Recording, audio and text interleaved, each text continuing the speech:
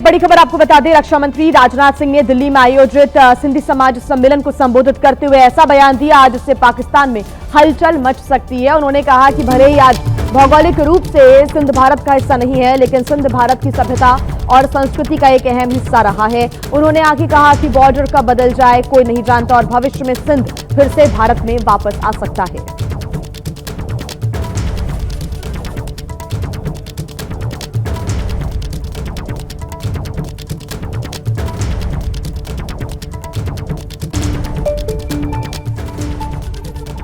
आज सिंध की भूमि, मेरे बहनों भाइयों, यह भारत का हिस्सा भले ही न हो, लेकिन सभ्यतागत रूप से सिंध हमेशा भारत का हिस्सा रहेगा। और जहां तक जमीन की बात है तो बॉर्डर्स तो बदल सकते हैं, क्या पता कल को सिंध भारत में फिर से वापस आ जाए।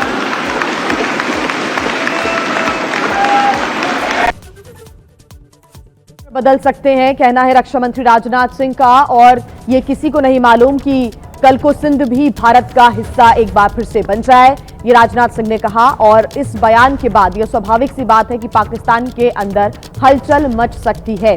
आपको बता दें कि सिंधी समाज सम्मेलन को संबोधित कर रहे थे राजनाथ सिंह और इसी दौरान उन्होंने ये बयान दिया है। उन्होंने कहा है कि भले ही आज भौगोलिक रूप से सिंध भारत का हिस्सा नहीं है, लेकिन सिंध भारत की सभ्यता और संस्कृति का एक अहम हिस्सा है। उन्होंने आगे कहा कि बॉर्डर कब बदल जाए कोई नहीं जानता और भविष्य में सिंध एक बार फिर से भारत में भी वापस आ सकता है। तो राजनाथ सिंह की ये बड़ी बातें सिंधी समाज सम्मेलन को संबोधित कर रहे थे। उस दौरान उन्होंने कहा कि क्या पता सिंध भारत में वापस आ जाए, ये कोई नहीं जानता और बॉर्डर बदल भी। बड़ी खबर आपको बता दें, रक्षा मंत्री राजनाथ सिंह ने दिल्ली में आयोजित सिंधी समाज सम्मेलन को संबोधित करते हुए ऐसा बयान दिया आज इससे पाकिस्तान में हलचल मच सकती है। उन्होंने कहा कि भले ही आज भौगोलिक रूप से सिंध भारत का हिस्सा नहीं है, लेकिन सिंध भारत की सभ्यता और संस्कृति का एक अहम हिस्सा रहा है। उन्होंने आगे कहा कि बॉर्डर कब बदल जाए कोई नहीं जानता और भविष्य में सिंध फिर से भारत में वापस आ सकता है।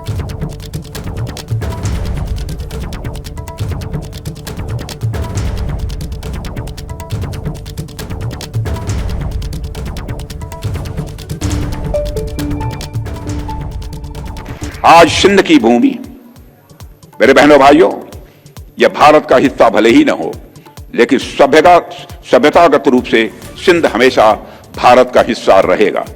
और जहां तक जमीन की बात है तो बॉर्डर्स तो बदल सकते हैं, क्या पता कल को सिंध भारत में फिर से वापस आ जाए।